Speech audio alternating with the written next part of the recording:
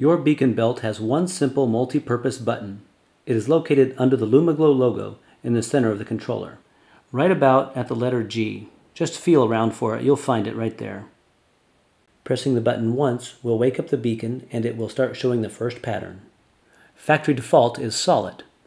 Pressing the button again will cycle through other patterns. Orbit, fade, rainbow,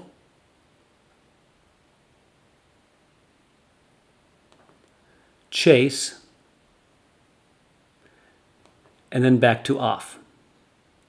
In any pattern, holding the button down for 1 second powers down immediately. To connect your beacon to the LumaGlo app via Bluetooth, start out by turning on the beacon with the press of the button. Then turn on Bluetooth. Open up the LumaGlo Beacon app. Tap the Connect button. Tap the beacon belt and then back to the home screen, and you're ready to go. The home screen shows your beacon belt at the top to indicate connectivity. Also note the following status values at the bottom of the home screen: version, belt version, LEDs, battery percent. The first status value, version, is the app version. The other status values come from the belt after it has connected. If they do not update after the first connection attempt, then there is a communication problem. Please exit the app and try again. You are now ready to use the LumaGlo app to modify colors and patterns on your beacon belt. A few notes about app operation. Buttons that perform actions or cause additional screens to open are colored gray. Buttons that toggle items are green, which means enabled, or red, which means disabled. The app allows full control of up to 5 patterns. You can choose which of these 5 patterns is displayed on the belt, and you can change how each of these 5 patterns look by editing them. From the app, you can also enable or disable the accelerometer-based brake light, or return the belt to factory default settings.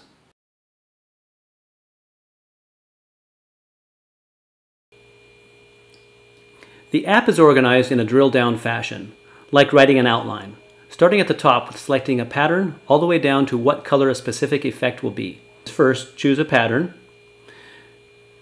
then go Control Pattern at the bottom to bring up the Effect Configure screen. You'll see 4 gray buttons on the left. Each of those corresponds to an effect that you can change the attributes on, such as speed, start, end, and then ultimately down to color.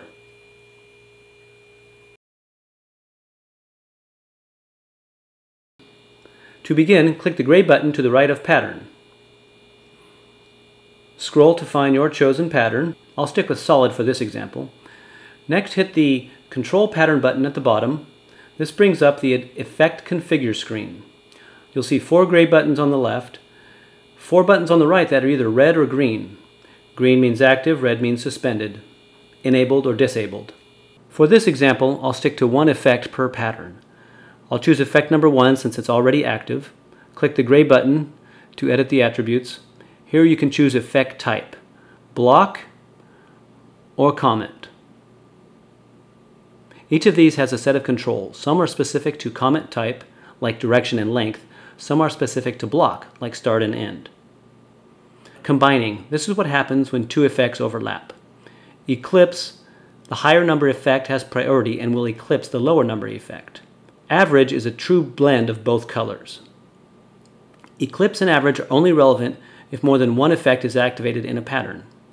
Effects are prioritized by number 4 being the top, number 1 being the bottom. Hence 4 would eclipse 1, 2, and 3. Within comment, you also get a reverse and forward direction. This is specific to the comment. Slider controls visible at the bottom depend on effect type. Comment controls speed and length, while block controls start and end. Within color control, you have static and dynamic. Static color does not change within the effect.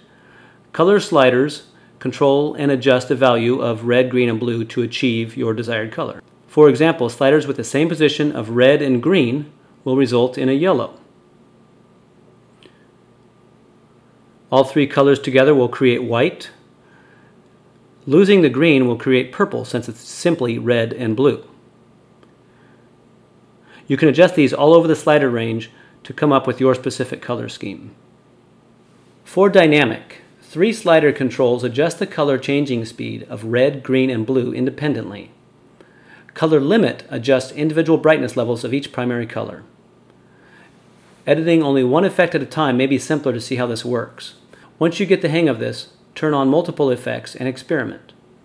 Patterns with all white will use 3 times as much battery power than a pattern with one primary color, without necessarily being more visible. Once you are satisfied with your pattern, you can save it simply by turning off the beacon belt. When you turn it back on, it will appear where you left it. The patterns in the app are in the same order as the patterns on the belt. When the beacon is turned on, it shows solid, even if you have modified that pattern to look like something else. For example, modify pattern number 3 and then turn off. When you turn on the beacon and press the button 3 times, it will run your saved program. The accelerometer-based brake light is either on or off, accessed from the home screen. It will show red or green, depending on enabled or disabled. When enabled, it is activated when your beacon is stationary. It will revert to a chosen pattern when you start moving again. When you stop, it goes back to flashing red.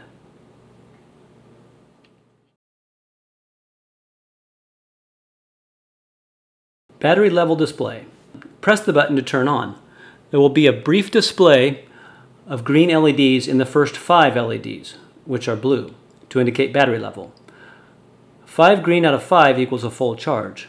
3 green out of 5 equals 60% charge.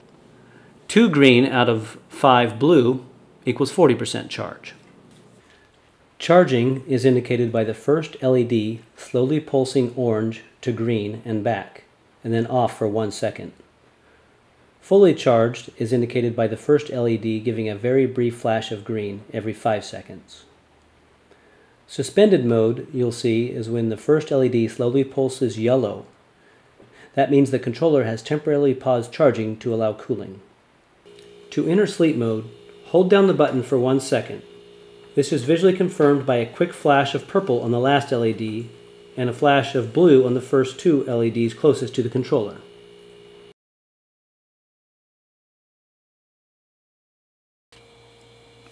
For our first example, we will go for one solid color with another color rotating through it. Let's make it white with a red comet. From the home screen, hit Pattern, then Control Pattern at the bottom.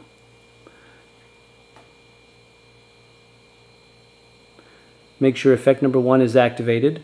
Click the gray button to the left, effect number 1. This will be the base layer. We'll build other effects on top of this. Make sure the start is all the way to the left and end is all the way to the right. Press color control at the bottom of the screen. Here we will make all 3 colors even. Doesn't really matter where you set it. I'll go about a quarter of the way just to save some battery level. Hit back twice. I'm going to use effect number 4 here. I will activate it. I'll click the gray number 4 button on the left. Here I will change effect type to comet, then back. Combining, I'll put that on eclipse, so red will eclipse white. Here I can adjust the speed and the length of the LED running through. Color control, here's where we'll eliminate blue and green and bring up red. Pretty simple once you get the hang of it. We now have a white base with a red comet.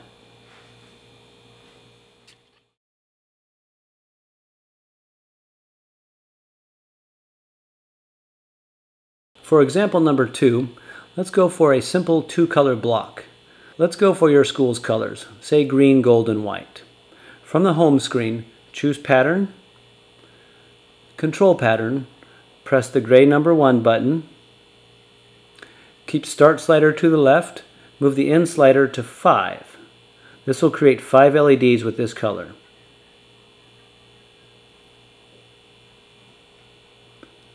Then go to color control. Move slider green to the middle, blue and red to the left to eliminate them. Hit back. Back one more time. Activate effect number 2. Hit the gray button. Stay on block and average. This time I'm going to move start to 6, because we left off on 5. I'm going to go 6 to 10 here. That'll be the next 5. Color control. Now I'm going to adjust these colors to create gold, which will be red and green together to create a gold color.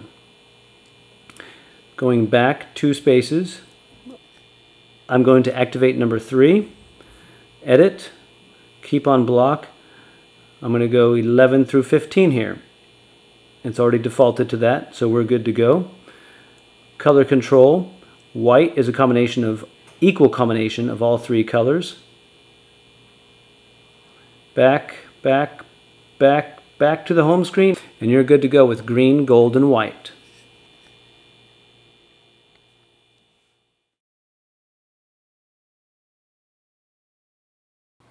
For example number 3, let's create an orbit collider, which is 2 sets of orbiting colors in opposite directions. From the home screen, choose Pattern, flip it to Orbit, Control, make sure number 1 is activated, Effect, set speed to 10, length to 4, this will be 4 LEDs that are moving. Color control, make sure this is on static so the colors do not change when the pattern is moving. We'll make this blue to start. Back 2 steps, activate effect number 2, edit this. At this point, this one is set to forward where the other one is set to reverse, so we're already set for our colliding. Set combining to eclipse, so this one we're about to change eclipses the blue one we already created. Speed was 10, length I'm going to put that back at 4 so it matches the other. Then I'm going to color control, again make sure it's static. I'm going to go yellow this time, which means no blue and an equal amounts of red and green. You now have an orbit collider with 2 sets of orbiting colors in opposite directions, where the yellow eclipses the blue.